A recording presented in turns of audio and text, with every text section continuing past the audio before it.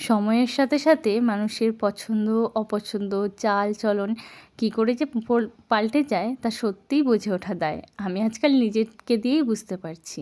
এই যে ছোটোবেলায় যেই আমি আমিষ ছাড়া মুখে ভাতই রোচতো না, মাছ-মাংস না হলে কিছুতেই খেতে চাইতাম না। মা খুব বকতো। বলতো আমার মুখে নাকি সোনার পাত লাগানো রয়েছে, তাই খেতে চাই না যা কোনো কিছু। আর আজকাল সেই আমি বেশ কয়েক বছর থেকে মাছ, মাংস এসব তো খাইই না, বরঞ্চ গন্ধও শুঁকতে ভালো লাগে না।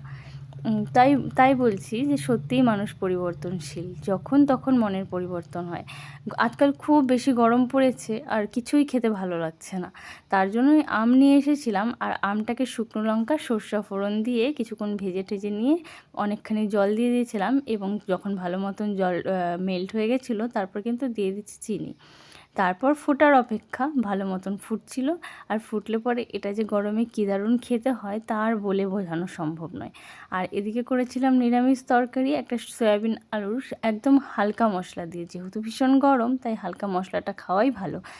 আর পরে যখন টেস্ট করে দেখলাম তখন কিন্তু এই আমের চাটনিটা খেয়ে তৃপ্তি লেগে গেল। এটাকে চাটনি বলো না টক বলো যাই বলা যেতে পারে, কিন্তু খেতে কিন্তু বেশ।